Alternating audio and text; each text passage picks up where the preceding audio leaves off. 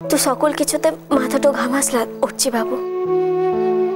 দেখ যেটা দিদিমণি এখন ভালোটা বাঁচবে মোদিকে সেটাই করা উচিত, আর তুই এখন সেটাই কর কেনে। কবে যেতে চাও? তো যেদিন বলবি, যদি কাল যেতেটা চাস তাহলে কালই যেতে পারি, শুধু দিদিমণিকে একবারে লিখে শোধাতে হবে। হ্যাঁ, আবার এটাও ঠিক যে বেশি এক্সাজারেশন কিন্তু ওর সহ্য হবে না। যদি ফিরে এসে আবার বাড়াবাড়ি কিছু হয়।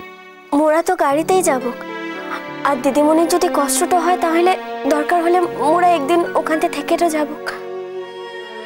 মোর মনে হয় কি বলতে উঠছি বাবু, পলাশবনিতে গিয়ে দিদিমণির শরীরটা ভালোটা হয়ে যেতে পারে, ওখানতে তো খোলামেলা আকাশটা পাবে, তাহলে কে বলছে?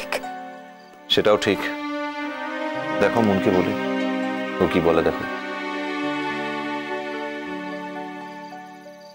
উঠছি বাবু। মু জানি তোর মনটা খুব খারাপ হচ্ছে।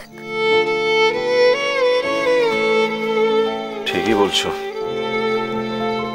এমন একটা খবর তো আর কারো মন ভালো থাকে না, মন খারাপ হওয়ারই কথা। তোমার কি হয়নি মন খারাপ?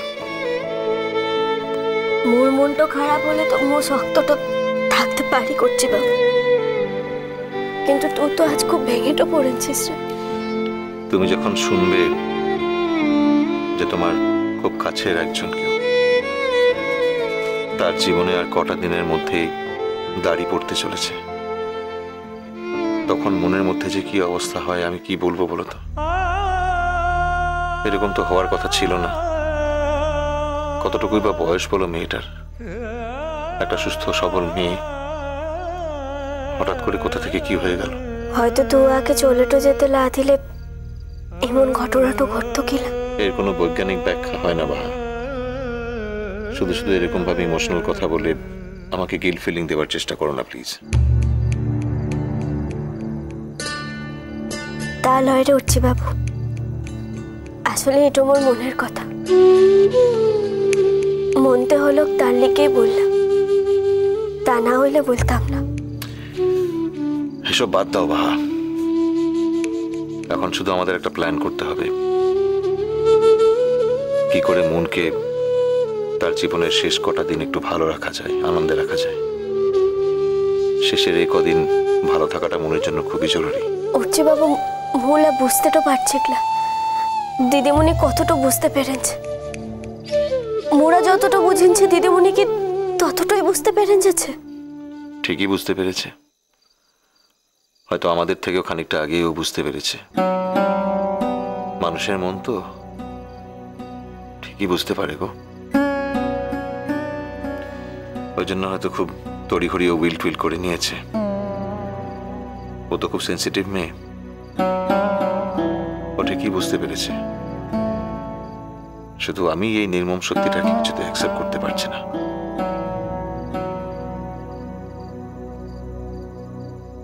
মনের সঙ্গে এটা খুব খারাপ হলো, এরকম তো হওয়ার কথা ছিল না। মো তোকে একটা কথা বলবো করছি বাবু, কথাটা কঠিন কিন্তু বাস্তব, আর মোর মনে হয় যে এই কথাটা তোর জানা দরকার আছে। কি আর কঠিন কথা জানবো বলো তো? একজন মানুষ আমাদের ছেড়ে চিরকালের মতো চলে যাচ্ছে, এর চেয়ে কঠিন আর কি হতে পারে? তুই তো জানিস দিদিমণি ওর পড়তে একটু দায়িত্বটা দিয়েছে। তার বাচ্চার দায়িত্ব তো জানি, তুমি তো সেটা অ্যাকসেপ্টও করেছো। অ্যাকসেপ্ট না করলে মনের বাবা মাকে জানাতে হতো। মু সে কথা বলিলে হচ্ছে বাবু, রাজা বাবুকে নিয়ে তো মোর কোনো সমস্যাটাই লাই রে। ও মোর ছেলে লা হতেই পারে, কিন্তু ও তো মোর দিদির ছেলেটা আনছে, আর মোর দিদির ছেলেটা মানে মোর নিজের ছেলেটার মতোই। আর মু যখন এত বড় একটা দায়িত্বটা লিয়েছি, একটু মৃত্যু পথযাত্রী মায়ের কাছ থেকে যখন মু দায়িত্বটা লিয়েছি, তখন তো মোর পরাণটা দিয়ে দায়িত্বটা পালন করার চেষ্টাটা করবো কি। আর তার লিগে দিদিমণিকে মোর নিশ্চিন্ত করতেই হবে। মোর রাজা বাবু ছাড়া মোর কলতে আর কোনোদিন কেউ আসবে না।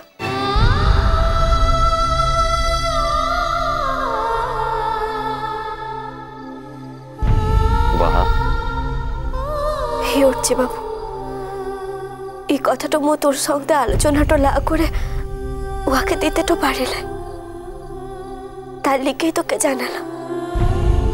মোর কলতে রাজা বাবু ছাড়া যাতে আর কোনোদিন কেউ না আসে। দেখ দেখ, রাজা বাবু ছাড়া যদি মোর কলতে অন্য কেউ চলেটাও আসে, তাহলে তো এমনটাও হতে পারে মোর রাজা বাবুর চাইতে ওকে বেশি আপনটা করে নিলাম, আর তখন তখন মোর রাজা বাবু খুব কষ্টটা পেল, আর মোর দিদিমণিকে দেওয়া কথাটা মোর রাখাটা হলো না। সেটা করতে চাইলা, আর তার লিগে মোর সিদ্ধান্ত নিয়েছি যে মোর কলতে আর কোনোদিন কাউকে আসতে তো দিব না। উঠছে বাবু, দিদিমণি তো জীবনতে মেলা কষ্টটা পেয়েছে, আর মোকে নতুন করে কোনো কষ্টটা দিতে চাইল। আর আর এই কথাটা যদি মোকে দিতে তো পারি, তাহলে তাহলে মোর মনে হয় এটাই ওকে সবচাইতে বড় উপহারটা দেওয়া হবে। না উঠছি বাবু, এটা দিতে তো কোনটা বোধ করিস না? সব ভেবে বলছো তো? পরে আক্ষেপ হবে না তো? মন থেকে লা বললে এই কথাটাকে মু বলতে তো পারতাম। তাহলে উঠছে বাবু, মু দিদিমণিকে কথাটা দিয়ে দিব। তুমি যদি ঠিক করেই থাকো তাহলে তাই সই। আর সত্যি তো, এটাই হবে মনকে দেওয়া আমাদের শ্রেষ্ঠ উপহার।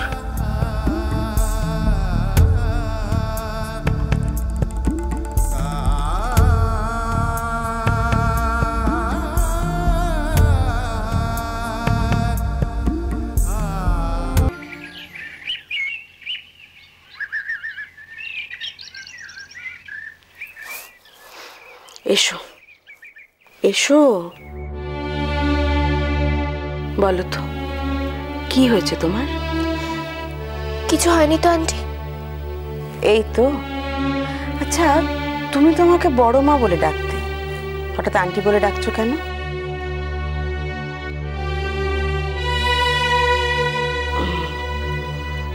আমাদের জেঠিমণির কথায় রাগ হয়েছে,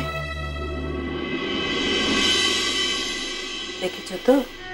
এই জন্যই বলে ছোটদের কখনো বড়দের কথা শুনতে নেই।